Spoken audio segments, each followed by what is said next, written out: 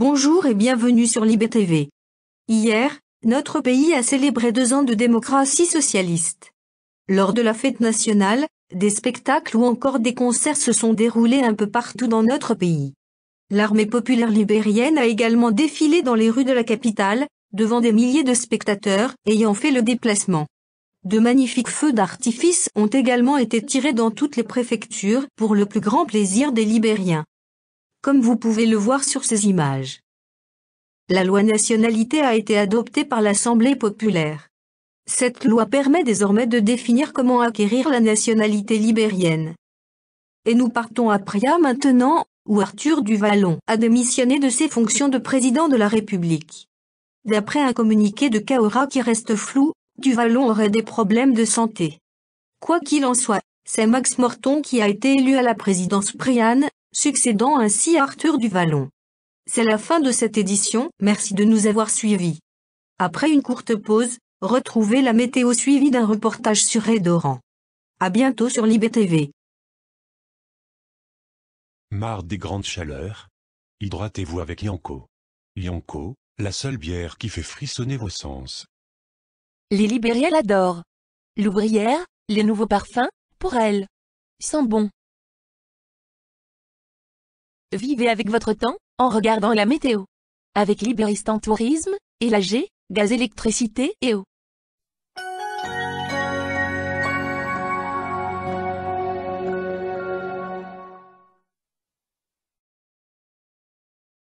Bonjour et bienvenue, si vous nous rejoignez sur Libé TV.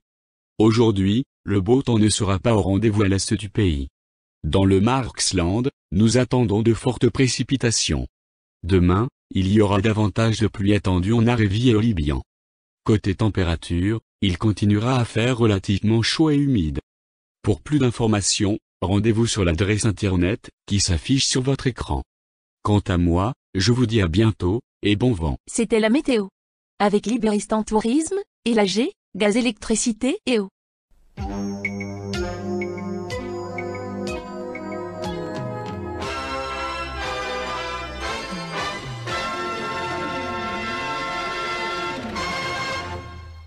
Bonjour et bienvenue pour un nouveau reportage. C'est l'une des plus grandes dictatures de notre temps. Frontalier avec le Kolozistan et la Yougoslavie, le Saint-Empire des Dorans est le pays où la répression est omniprésente. Libé Télévision Reportage a envoyé 2 reporters dans ce pays si tourmenté. Ils ont la plupart du temps tourné en caméra cachée. Bienvenue au pays de la peur. Edoran est un empire dirigé d'une main de fer par Philippe Ier. Le Saint-Empire compte près de 2 millions d'habitants. Alancia est l'une des plus grandes villes du micro-monde. C'est aussi la capitale de la répression. Chaque jour, des citoyens se font enlever ou emprisonner pour avoir pensé différemment de l'État.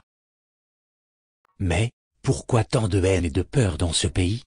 Le dictateur Philippe Ier craint un éventuel changement de régime politique. C'est pourquoi la couronne mène la chasse aux républicains et aux marquistes. Les marquistes sont des républicains socialistes. Pour la plupart, ils se cachent et tentent de faire changer les choses en informant la population. Nous sommes partis à la rencontre d'une républicaine. Elle n'a pas souhaité montrer son visage, de peur d'avoir des représailles. Oui, c'est très dur de vivre ici. Nous sommes pour la plupart cachés. Nous arrivons à nous retrouver le soir dans des coins de rue d'Alancia. Nous devons faire très attention à la police, car les regroupements de républicains sont interdits. Notre action c'est la diffusion d'informations, nous essayons d'informer la population sur la répression. La répression, la peur. Voilà le visage d'un pays qui a perdu la raison. Beaucoup de pays semblent fermer les yeux sur cette violence.